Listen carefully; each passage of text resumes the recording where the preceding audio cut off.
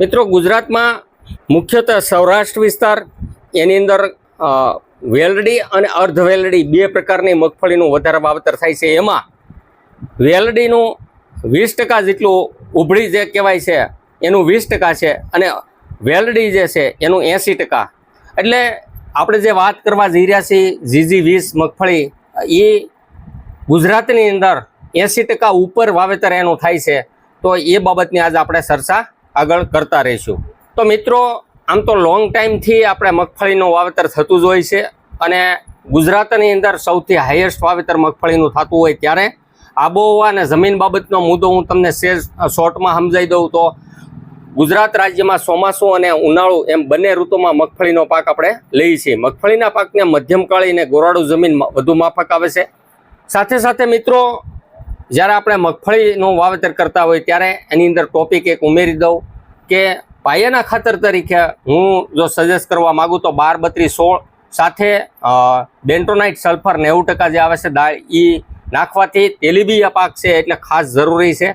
એને આબોહવાની જમીનની જે વાત કરી, રાસાયણિક ખાતરની વાત કરી, અથવા તો જે લોકો રાસાયણિક ખાતર નથી વાપરતા એવા લોકોએ ઓર્ગેનિક ખાતર, સેન્દ્રિય ખાતર, એરડીનો ખોળ, લીંબોળીનો ખોળ અથવા તો મગફળીનો ખોળનો ઉપયોગ કરી શકાય છે. જમીનની તૈયારી તો લગભગ મોસ્ટ ઓફ આપણે અત્યારે આ સમય એપ્રિલ એન્ડ થઈ ગયો છે એટલે લગભગ જમીનની જે કામગીરી છે એ બધી પૂર્ણ થઈ ગયેલી હોય છે. હવે મિત્રો, 20 નંબર જે વેરાયટી છે એ અર્ધવેલડીમાં આવે છે અને અર્ધવેલડીમાં આવતી હોય ત્યારે મિત્રો 20 નંબરનું તેલની ટકાવારીની દ્રષ્ટિએ તેલનું પ્રમાણ એમાં વધારે હોય છે એટલે ઉત્પાદન પણ વધુ આપણને મળે છે.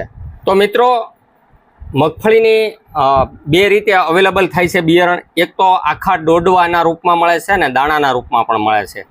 જ્યારે રાજ્ય સરકાર ગુજરાત રાજ્ય બીજ નિગમ અથવા તો નેશનલ સીડ દ્વારા વિતરણ વ્યવસ્થામાં મૂકે છે, જ્યારે પ્રાઇવેટ કંપની પોતપોતાનું બિયારણ ડોડવાના રૂપમાં અને દાણાના રૂપમાં 20 કિલોનું પેકિંગમાં અને 30 કિલોના પેકિંગમાં મૂકે છે. તો મિત્રો, ગુજરાતની અંદર કચ્છ, બનાસકાંઠા, પાટણ, સાબરકાંઠા, અરવલ્લી, ગાંધીનગર, મહેસાણા, દાહોદ, પંચમહાલ, છોટાઉદેપુર, વડોદરા, આણંદ, સુરેન્દ્રનગર, મોરબી, જામનગર, દેવભૂમિ, દ્વારકા, રાજકોટ, બોટાદ, ભાવનગર, અમરેલી, ગીર સોમનાથ, જુનાગઢ, સુરત, ભરૂચ, નર્મદા, તાપી, ડાંગ, નવસારી અને વલસાડ.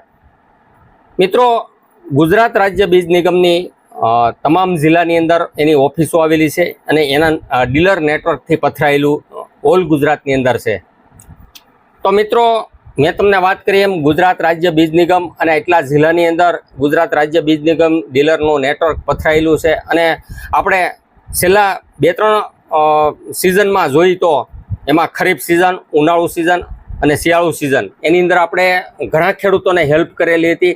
ઘણા ખેડૂતોના ફોન આવતા હતા. પછી સુરેન્દ્રનગર હોય, મોરબી હોય, રાજકોટ હોય, XYZ જિલ્લામાંથી જ્યારે ફોન આવ્યા છે ત્યારે આપણે એને માર્ગદર્શન આપેલું હતું અને એને આપણે ક્યાં તમારા નજીકના ડીલર થાય છે એનો કોન્ટેક્ટ નંબર પણ આપણે યુટ્યુબની ચેનલના માધ્યમથી આપણે એને દેખાડેલું હતું. મિત્રો, ખાસ મારે તમને એ કહેવાનું છે કે ગુજરાતની અંદર જ્યારે મગફળી દોડવા 20 નંબર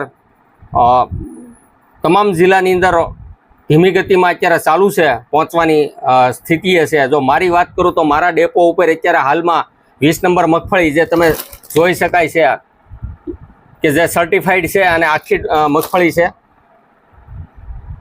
એ આપણા અમરેલી જિલ્લાની અંદર અવેલેબલ થઈ ગયેલું છે. એવી રીતે મોરબી હોય, રાજકોટ હોય, બધા જિલ્લાની અંદર અવેલેબલ થશે. તો મિત્રો, હું તમને બતાડું છું એ રીતની એની બેગ આવે છે.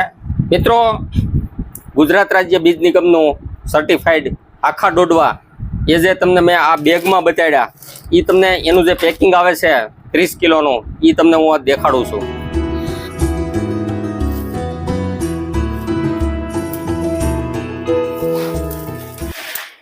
આ રીતની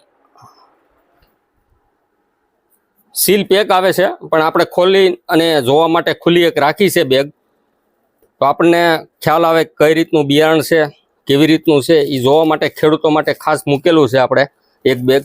એમાં તમે જોઈ શકાય છે આ રીતની બેગ આવે છે. એમાં ઉપર સ્ટેગ મારેલા આવે છે, અહીં સિલાઈ આવે છે અને સીલ મારેલા આવે છે. ગુરાબીની ક્રોપ એટલે કે ગ્રાઉન્ડનટ મગફળી, GG20 નંબર સર્ટિફાઈડ અને વર્ષ અને કેટલું વજન છે એનું પેકિંગ. મેન્યુફેક્ચર બાય ગુજરાત રાજ્ય બીજ નિગમ જે લખેલું આવે છે અહીંયા, ગુજરાત સરકારનું સાહસ છે. હવે મિત્રો તમે એનું મગફળીનું છે હું બતાડી દઉં. આ રીતનું સરસ બિયારણ છે અવેલેબલ. તમે 20 નંબરનું એક પાઉચ આવે છે એમાં થાયરમનું, એ જ્યારે બિયારણ આપણે ફોલાવવી ત્યારબાદ આનો થાયરમનો પટ મારવાનો હોય છે, એટલે થાયરમનું પેકેટ પણ આવે છે. અને મગફળી આ રીતની મગફળી છે 20 નંબરની.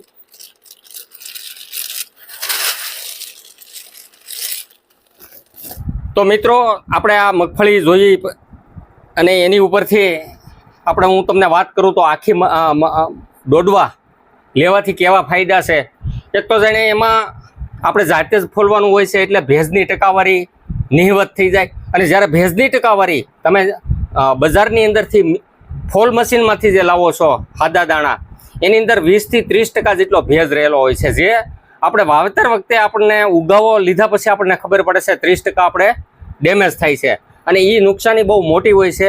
એટલે બને ત્યાં સુધી દોડવાના રૂપમાં મળતું હોય અથવા તો દાણાના રૂપમાં લેવું હોય તો એની ભેજની ટકાવારી જોવી પડે છે. જ્યારે આપણે ખુલ્લા માર્કેટમાંથી લેવી ત્યારે ઘણા ખેડૂતો પછતાય છે અને એનો દાખલો પણ બનેલા છે. ગઈ સિઝનમાં ઘણા ખેડૂતોને બહુ મોટી નુકસાની વેઠવાનો વારો આવ્યો હતો. જ્યારે હવે હું તમને બીજી વાત કરું તો ગુજરાત રાજ્ય બીજ નિગમનું આખી જે માંડવી છે એના 30 કિલોના ઓલ ગુજરાતની અંદર તમામ જિલ્લાની અંદર 1950 રૂપિયા સર્ટિફાઈડ મગફળીનો એનો પરિપત્રથી જે ભાવ આવેલો છે, જો હું તમને વાત કરું તો ક્રમાંક ગુરાબીની વેચાણ ભાવ 441.61ના ક્રમાંક નંબરથી એને ડિક્લેર કરેલું છે.